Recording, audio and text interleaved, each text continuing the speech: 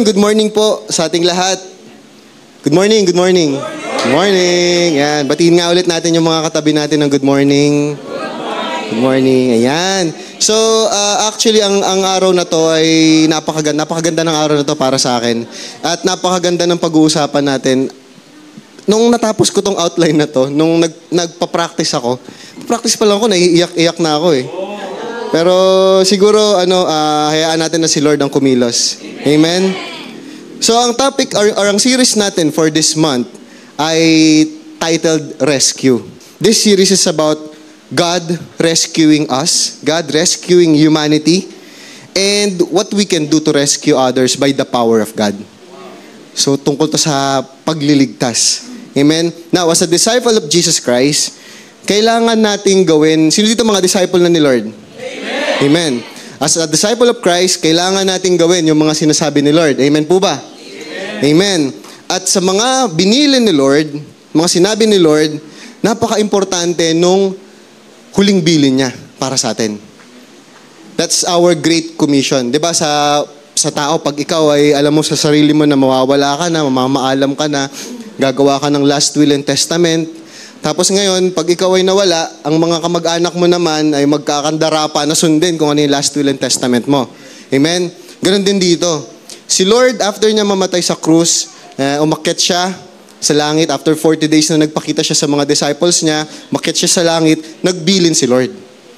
Ngayon, ang tawag sa bilin ni Lord na yun ay yung Great Commission na makikita natin sa Matthew chapter 28 verses 18 to 20. Sabi, then Jesus came to them and said, all authorities in heaven and on earth, ito hindi mo nabanggit to, pero okay lang. All authorities in heaven and on earth has been given to me, therefore go and make disciples of all nations, baptizing them in the name of the Father, the Son, and of the Holy Spirit, and teaching them to obey everything I have commanded you, and surely I am with you always to the very end of the age. So itong verse na to, kung bakit ko to ipinarecite, dahil napaka-importante nitong huling bilin nito ni Lord. Kaya dapat lahat ng tao, lahat ng Kristiyano, alam to. Amen? So, ang series natin, iikot dito sa verse na to. Ngayon, dahil napaka-importante nito, kailangan nating mga Kristiyano na magpaalalahanan na magawa itong Great Commission na ito. Kailangan natin itong magawa, yung pag-go and make disciples. Ngayon, para mas ma-empower tayo, mas magkaroon tayo ng burden, mas magkaroon tayo ng heart na gawin talaga to, pag-aralan natin tong text na ito.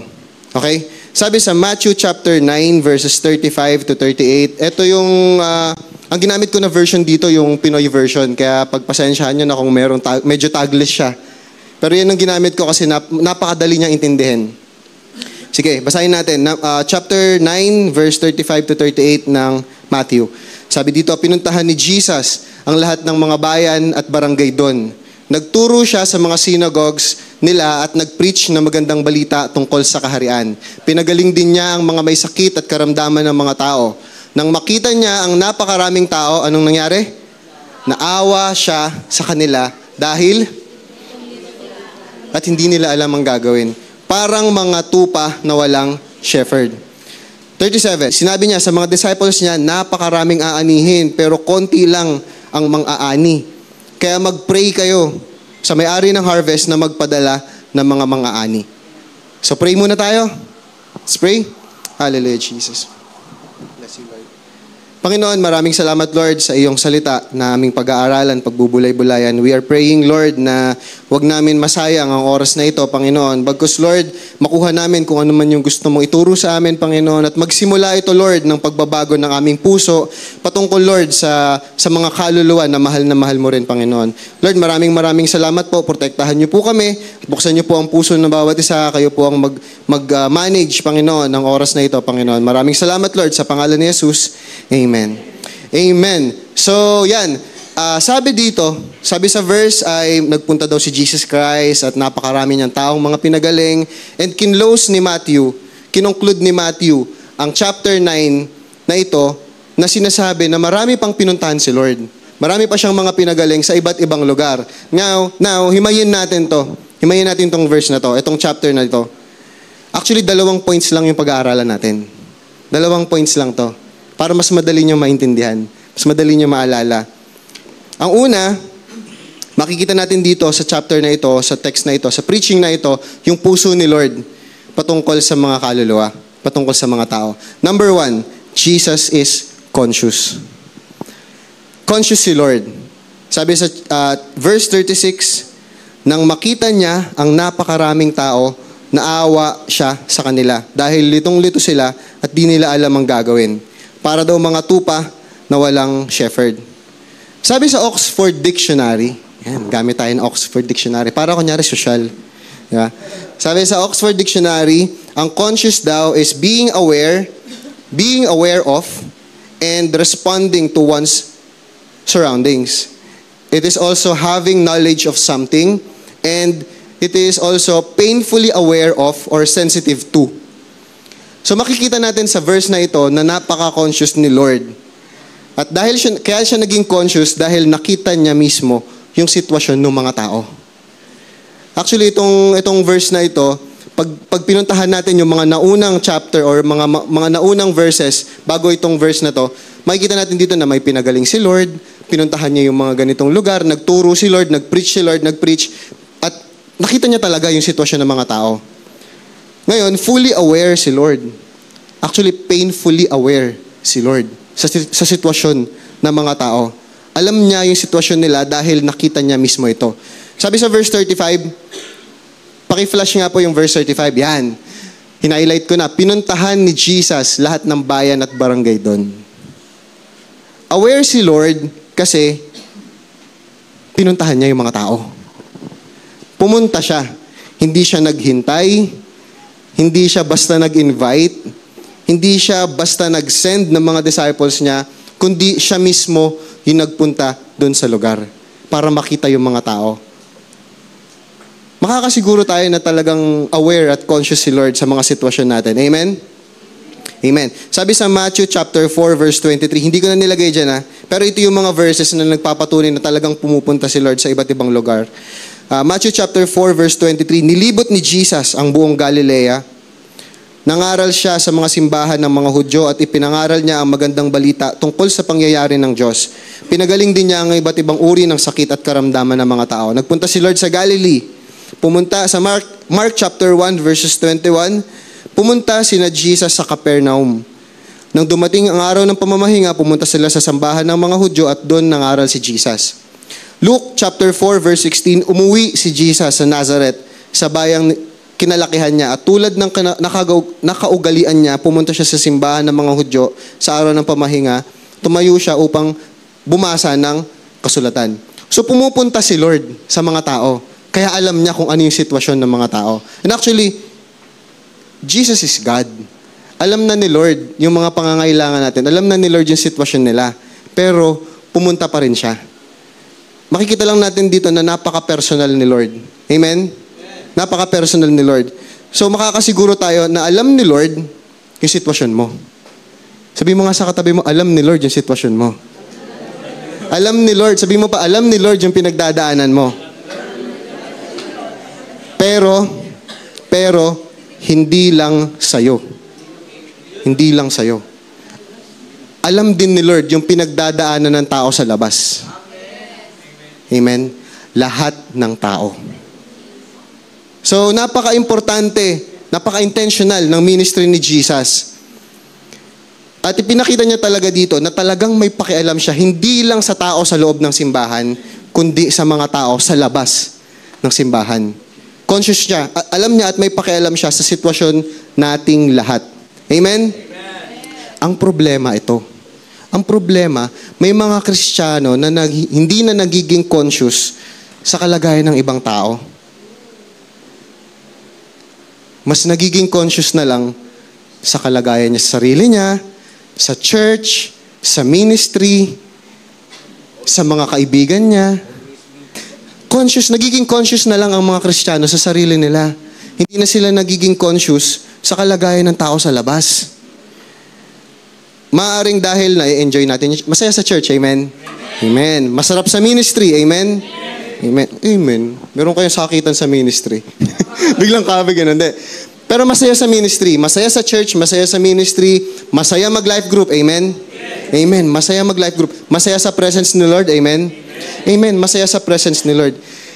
Kaso, hindi yun yung gusto ni Lord eh. Hindi lang yun yung gusto ni Lord eh. Actually, yung naramdaman natin na yan, yung mga nararamdaman natin na, Lord, gusto ko lang sa church. Gusto ko lang sa presence mo. Naramdaman din ni Peter yan. Nalala niyo yung story nung nag-transfigure si Lord? Sabi sa Matthew chapter 11 or 17 verses 1 to 4, ang gamit kong verse ay New King James Version. Paki-flash nga po yung verse. Yan. Sabi dito, Now after 6 days, Jesus took Peter, James, and John, his brother, led them up on a high mountain by themselves, and he was transfigured before them. His face shone like the sun, and his clothes became as white as the light. And behold, Moses and Elijah appeared to them. Nakita nila. Kausap ni Lord si Moses and Elijah. Yan, talking with him. Peter said to Jesus, Lord, it is good for us to be here. Sabi niya ganon. If you wish, let us make here 3 tabernacles, one for you, one for Moses and Elijah. Nung nakita ni Peter, James and John na nag-transfigure si Lord, na-amaze sila. At sabi ni Peter, Lord, dito na lang kami. Saya dito. Okay dito. Okay na kami dito. Ang sarap sa presence mo, Lord. Magtayo tayo ng tent. Sabing gano'n ni Peter. Don't get me wrong, guys, ha? Don't get me wrong. Gusto ni Lord na sinisik natin siya. Gusto ni Lord na i-stay tayo sa presence niya. Gusto ni Lord yun. Goods yun, goods yun. Wala akong question doon. Gusto ni Lord yun. Masaya sa presence ni Lord. Pero, paano yung iba? Paano yung iba? Paano yung iba na wala sa presence ni Lord? And actually, si Jesus is in a serious business of saving people. Seryoso si Lord. Kaya nga, di ba, personally, He went to all the cities. Pumunta siya sa iba't ibang syudad. Pumunta siya, pinuntahan niya yung mga wealthy cities, yung mga mahihirap na city, yung mga discriminated na cities. Naalala niyo yung story ng babaeng Samaritana? Di ba, iniiwasan ng mga Hudyo yung daan na yon? Pero si Lord, nagpunta siya doon. Di ba? Kasi intentional si Lord. Seryoso si Lord sa pagliligtas ng mga tao. Yung mga safe at mga hindi safe na city, pinuntahan ni Lord just to preach the gospel, just to check on those people. Para lang makita ni Lord kung ano ba yung totoong sitwasyon nila. Amen? Ngayon, gustong-gusto natin sa presence ni Lord, pero si Lord gusto niya na makasama din yung iba. Hindi lang ikaw. Hindi lang tayo. Hindi lang ako, sabihin mo. Pati yung iba. At isa sa pinakamalaking ginawa ni Lord para mapatunayan na gusto niya makasama lahat, sabi sa Philippians chapter 2, verses 6 to 8, kahit na nasa Kanya ang katangian ng Diyos, hindi niya itinuring ang pagiging kapantay ng Diyos bilang isang bagay na dapat panghawakan. Sa halip, ibinaba niya ng lubusan ng sarili niya sa pamamagitan ng pag-aanyong alipin. Naging tao siya tulad natin at sa pagiging tao niya, nagpakumbaba siya at naging masunurin sa Diyos hanggang sa kamatayan, maging sa kamatayan sa krus. Dahil gusto ni Lord na makasama lahat. Hindi lang ikaw, hindi lang ikaw, hindi lang tayo, pati yung mga nasa labas. Amen ba? Amen. Ang problema kasi sa mga Christian ngayon, sinasabi nila na, at pinapakita nila na, Lord, I will follow you, Lord. Susundin kita, Panginoon. Sayong-sayo ang buhay ko. Pero hindi sila conscious gaya ni Lord. Nawawala na yung pangangamusta nila sa mga tao sa labas. Hindi na sila aware sa sitwasyon ng mga tao sa labas. And actually, kung dito pa lang sa church meron ng mga tao na napakahirap ng sitwasyon, yung tipong sitwasyon nila, pag nalaman mo, talagang kamay na lang ni Lord yung kailangan, what more sa labas? Napakarami. Maraming Kristiyano ang nagbubulag-bulagan sa sitwasyon ng iba. Nakita na nila na nahihirapan yung kakilala nila. Nakita na nila, paglabas nila ng church, praise the Lord, praise the Lord. Paglabas nila ng church, may nahihirapan dyan. Okay na ako eh. May life group na ako eh. Nagmi-ministry na ako eh. Nakakalungkot, no? May mga Kristiyanong gano'n at alam din nila, may mga Kristiyano din na alam nila na totoo ang impyerno. Alam ba natin totoo ang impyerno? Pero may Kristiyano na hindi nabubuhay na parang may impyerno. Nabubuhay sila na parang walang impyerno. Wala na silang planong lumabas ng church. Wala na silang planong pumunta sa mga lugar para i-check yung mga tao, para mag-share ng gospel, para magligtas, para mag-rescue sa tulong ni Lord. Wala nang plano. Gusto na lang nila sa church. Hindi na sila nagiging conscious. Amen? And take note guys, papunta silang lahat sa impyerno, pero wala pa din tayong pakialam. Hindi ako galit Hindi ako galit. Medyo talagang, nagpapaliwanag lang ako. Medyo talagang, alam mo yun, kailangan lang natin siguro magising sa puso ng Diyos. Na si Lord, alam ni Lord ang lahat ng sitwasyon, ng lahat ng tao, hindi lang tayo. Huwag natin sarilihin si Jesus. Amen? Kaya sabihin mo sa katabi mo, kaya pa? Kaya pa ba? Okay pa ba kayo? Okay pa ba tayo? Amen? Amen? Wala naman sigurong may galit na sa akin, no? Pero kapit lang. Ano pa lang tayo? Point number 1 pa lang tayo. May isa pa. May isa pang point. Hinga muna tayo. Hinga. Yan. Okay, point number 1, Jesus is conscious. Alam ni Lord. Sabi mo, alam ni Lord. Alam ni Lord. Point number 2, Jesus is compassionate. Amen. Amen. Sabi sa verse 36 ulit, nang makita niya ang napakaraming tao, naawa siya sa kanila dahil litong-lito sila at di nila alam ang gagawin. Parang mga tupa na walang shepherd. Kita ni Lord dito kung gaano siya naging compassionate na Diyos. After niya malaman yung sitwasyon ng mga tao, naawa siya. Okay, so hindi lang pala sapat na malaman natin yung sitwasyon nila. Kailangan din natin ng compassion. Compassion means sympathetic pity and concern for the sufferings or misfortune of others. Yung may pakialam ka sa kalagayan ng iba, may pakialam ka sa mga taong nahihirapan. Yung pakikisimpatya at awa, concern sa ibang mga nahihirapan. So nakita ni Lord, dahil na nagpunta si Lord doon sa mga lugar na yon at nakita niya, nalaman niya yung sitwasyon nila at nakaramdam si Lord ng matinding awa sa kalagayan ng mga tao. Ang description, ang sinabi nga, di ba, litong-lito sila at hindi nila alam yung gagawin. And ang description na ginamit is sheep without shepherd.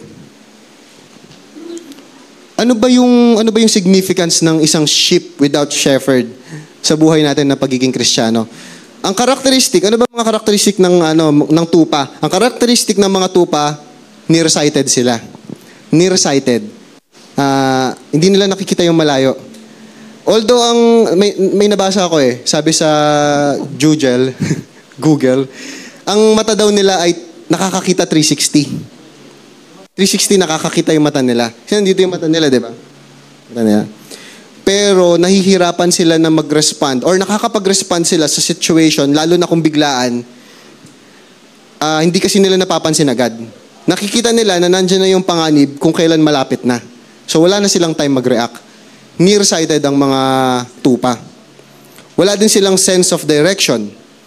Sinusunod lang nila kung sino yung nasa harapan nila. Makita mo yan, mga tupa, di ba, magkukumpol-kumpol. Titinginan sila dun sa likod ng bawat isa. Pag may nawala na isa doon, wala na, ligaw na yon. Isa din silang prey animals. Ano sila? Hindi sila yung nanghahunt. Sila yung hinahunt. At wala din silang capability na i-defend yung sarili nila. Ang tanging defense mechanism nila is pagtakbo. Pagtakbo lang. Kaso, mahina yung mga binti nila. Mahina yung legs nila. Imagine mo, yun na nga lang yung defense mechanism mo, mahina pa. Pero ang magaling sa tupa, matalas yung pandinig nila. Alam nila yung boses ng shepherd nila. Ngayon, ikinumpare ni Lord ang mga tao sa sheep without shepherd. And alam ko, meron itong malaking significance sa time nila. Alam niyo bakit? Noong time na yon, merong mga Pharisees, scribes, Sadducees, mga Levites, at mga tagapagturo ng law of God. Tagapagturo ng word ni God. Yung mga taong alam yung salita ng Diyos. At sila yung inatasan ni Lord na magturo. At sila yung inatasan ni Lord na maging shepherd. ng tupa niya, ng Israel. Kaso, hindi nila ginawa yung trabaho nila. Ang trabaho nila, bantayan ng tupa ni Lord, turuan ng tupa ni Lord, pero hindi nila ginawa yung trabaho nila. Basahin natin yung Ezekiel chapter 36 verses 1 to 6. Basahin ko dito Sinabi sa akin ni Lord, sabi ni Ezekiel, tao, pagsabihan mo ang mga leader ng Israel, ako si Lord God at ito ang message ko sa kanila. Paparusahan ko kayong mga shepherd ng Israel. Sarili nyo lang ang inaalagaan nyo, pero pinapabayaan nyo ang mga tupa. Iniinom nyo yung mga gatas nila, sinusuot ang damit na gawa sa balahibo nila, at kinakatay ang malulusog na tupa. Pero hindi nyo sila pinapakain. Hindi nyo inaalagaan yung mahihina, hindi ginagamot yung mga may sakit o binebendahan yung mga napilayan, hindi nyo rin binabalik yung mga naliligaw o hinahanap yung mga nawawala, tapos minamaltrato nyo pa sila. Dahil walang shepherd, nagpunta sila sa iba't ibang lugar at nilapa ng mababangis na hayop. Nagpagala-gala ang mga tupa ko sa bundok, sa matataas na burol at iba't ibang parte ng mundo, pero wala man lang humanap sa kanila. Grabe. Nangyari to nun. At nangyayari to ngayon. Dahil kulang na sa pagiging compassionate yung mga Levites, yung mga may hawak, yung mga may alam ng Word of God nung panahon nila. And actually, nangyayari din to ngayon. Marami dito alam ang Word ni Lord. Amen. Pero minsan napapabayaan natin na mag-share, papabayaan natin na magturo, na alalayan yung mga nahihirapan, pero minsan ginagamit pa natin sila para sa sarili nating interest. Uy, life group leader ako. Life group leader ako. Tara, gather tayo, life group. Isang malaking life group. Good yun, good yun. Okay lang yun. May malaking life group ka, okay lang yun. Wag lang magiging, life group ko to. May lumapit na leader. Akin to. Naging Alam mo yun, ginamit mo yung mga life group mo para mabigyan ka ng titulo bilang isang life group leader. Masakit isipin na may nangyayaring ganon. Pero wala sa FOM nun. Amen? Wala sa FOM nun. Ngayon, balik tayo dun. Galit si Lord. Siyempre, baka hindi nyo na ako pag-preachin dito. Ayun. So, galit si Lord. Galit si Lord. Galit si Lord sa mga tao na pinagkatiwalaan niya na maging shepherd ng Israel kasi nawalan na ng compassion. Pero buti na lang mahal tayo ni Lord. Buti na lang mahal din sila ni Lord. Sabi sa Ezekiel, ito basahin na natin. Ezekiel chapter 11 or chapter 34 verses 11 to 15. Paki-flash na po. Ayan. Ito ang pinapasabi ni Lord God. After nung binasa ko na verse kanina, ito naman yung kasunod. Ito ang pinapasabi ni Lord God. Ako na mismo ang maghahanap at mag-aalaga sa mga tupa ko. Kung papaanong hinanap ng isang shepherd ang tupa niyang nawawala, hahanapin ko ang mga tupa ko. Amen? Sa mga lugar kung saan sila napunta nung madilim at magulong araw na yon, ililigtas ko sila. Iaalis ko sa ibang bansa, pagsasama-samahin at ibabalik ko sa sarili nilang lupain. Aalagaan ko sila. Grabe, mahal na mahal talaga tayo ni Lord. Sa magandang pastulan at sa mga bundok at ilog ng Israel, dadalin ko sila sa magandang pastulan, sa mataas na bundok ng Israel, papakainin ko sila doon ng sariwang damo at mahihiga sila sa magandang pastulan. Ako mismo ang magiging shepherd ng mga tupa ko. At hahanapan ko sila ng magandang pahingahan. Ako si Lord God, ako ang nagsasabi nito. Grabe si Lord. Bait ni Lord, no? Napaka-gracious ni Lord. Palakpakan nga natin si Lord. Buti na lang mabait ang Diyos natin. Hindi lang siya basta shepherd, guys. Hindi lang siya basta naging shepherd lang. Naging good shepherd si Lord. Sabi sa John chapter 10 verses 11, ako ang mabuting pastol at ang isang mabuting pastol ay handang ialay ng kanyang buhay para sa... Amen. Amen. Ganyan kabuting pastol si Lord. Sabi ni Lord, hindi nyo ginawa yung pagiging tupa nyo, galit ako sa inyo. Ako na mag-aalaga sa mga tupa ko. At ako, ang tupa, or ang pastol na kayang magbigay ng buhay, kayang ialay ang buhay para sa mga tupa ko. Amen? Yan ang puso ni Lord. Yan ang puso ni Lord. Conscious si Lord sa sitwasyon nating lahat. Compassionate si Lord sa mga sitwasyon nating lahat. Hindi lang sa atin, pati sa mga tao sa labas. Namatay si Lord hindi lang para sa atin, kundi para din sa mga tao sa labas. Mahal na mahal ni Lord ang lahat ng tao. Amen? Alam niya yung pinanggagalingan natin, pangangailangan natin, at alam niya kung ano yung, alam niya na hindi natin kayang tulungan yung mga sarili natin. Kaya binigay ni Lord yung buhay niya para sa atin. And sabi sa John 3:16,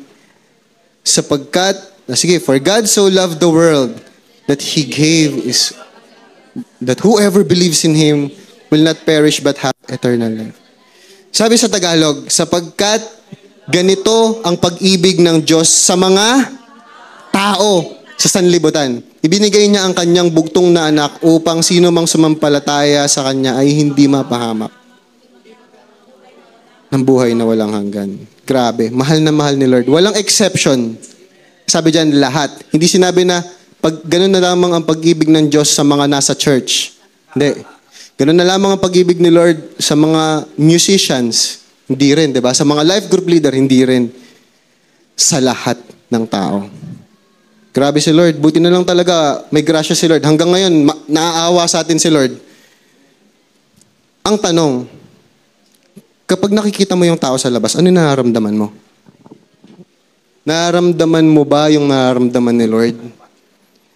Nakikita mo pa ba yung sitwasyon nila at naaawa ka pa ba sa sitwasyon nila? Yung mga ka-workmates mo, mga kaibigan mo, bestie mo. Uy, beshi, may share ako sa'yo secret. Secret yung shinare mo, hindi si Lord, Tanong, naiintindihan na ba natin? Naiintindihan pa ba natin ang puso ng Diyos? Naiintindihan pa ba natin si Lord? So, guys, napakarami pang tao ang may kailangan kay Jesus. Sabi nga sa buti nga sobrang bait ni Lord kasi pinakita niya sa atin kung ano yung dapat na maging attitude.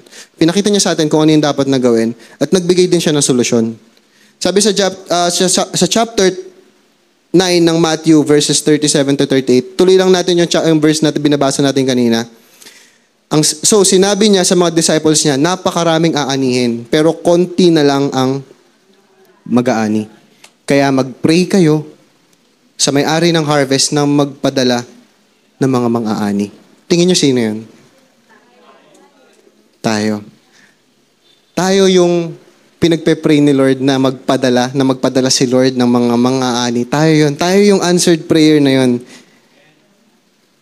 I believe tinatouch ni Lord yung mga puso natin ngayon.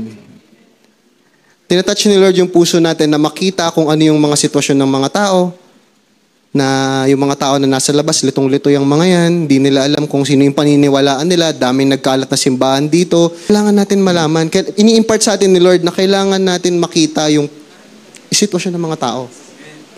Kailangan natin silang iligtas sa pamamagitan ng power ni Lord. So, pinrovide na ni Lord yung solusyon. Pinakita na ni Lord kung ano yung dapat na maging attitude natin. Pinakita na ni Lord kung ano yung dapat na maging puso natin, maging conscious tayo, maging compassionate tayo. At binigay na ni Lord yung solusyon. Yung pagkamatay niya sa krus ng Kalbaryo. Ang tanging gagawin na lang natin, pakilala natin si Lord sa kanila. Amen? So, sabihin mo sa katabi mo, ikaw yung answered prayer dito. Sabihin mo sa sarili mo, ako yun. Ako yun. Hawakan mo yung puso mo, ako yun. Ako yun. Tayo yun, guys. Marami nang nakaprepare na harvest dyan. Marami i-harvest. Actually, yung Project Net, sino yung mga nakatend ng Project Net? Diba? Ang mga tao sa labas, naghihintay lang yan ng kakausap sa kanila. At kapag kinausap mo yan, sinare mo si Lord, nakikinig naman sila yung iba, i-reject ka, oo, pero meron dyan mga makikinig at meron dyan uma-attend ng church. And actually, meron dyan mga hinihipo si Lord. Yung talagang si Lord na yung nagdadala sa kanya sa church. Meron tayong mga tao dito na ganun. Ito, si Brother Ruben, si Kuya JC, dinala sila ni Lord dito. Wala man lang nag-invite sa kanila Kasi ready na sila. Maraming mga tao ang ganyan. Amen ba? Kaya guys, it's time. It's time. Hindi na ito yung panahon na iisipin mo yung sarili mo lang, isipin mo yung ministry mo lang, isipin mo yung church lang. Maraming tao ang may kailangan si Jesus. Amen? Let me end this preaching with this quote. Sabi sa Today in the World, November 1989, page 9, sabi dito, during the Civil War, Abraham Lincoln said that he could get any number of men who were willing to shed their last drop of blood. Sabi ni Abraham Lincoln, kaya niyang kumuha ng maraming tao na willing magbuwis ng pinakahuling patak ng dugo nila. Kaya daw ni Abraham Lincoln yan. Ang problema is, sabi ni Lincoln, that he found it difficult to get anyone willing to shed that first drop. Maraming tao daw ang willing na ibigay yung huling patak ng buhay nila. Pero mahirap humanap ng kayang ibigay or willing ibigay yung unang patak ng dugo. Maraming Kristiyano nangako kay Lord, Lord, gamitin mo ko. Lord, sayong-sayo ang buhay ko. Lord, patay kong patay, wala nang atrasan to. Willing ibigay yung buhay nila. Amen? Willing ibigay. O, wala naman sa akin yun. Hindi naman ako against sa mga ganon. Good yun. Kaso ang nakakalungkot, marami sa mga nagsabi nun, ang hindi willing mag-first move para ibigay yung buhay nila kay Lord. So this time guys, hingi tayo kay Lord ng compassionate heart, ng conscious heart, conscious mind. Buti na lang talaga mahal tayo ni Lord. Buti na lang talaga. Kung hindi, nagalit din siya sa atin. Diba? Buti na lang mahal tayo ni Lord. Buti na lang binibigyan tayo ng chance ni Lord. Buti na lang conscious si Lord sa pinagdadaanan natin. Buti na lang compassionate si Lord sa mga pinagdadaanan natin. Buti na lang binibigyan pa tayo ng chance ni Lord. At buti na lang nandito pa tayo. Buti na lang narinig natin to. Amen?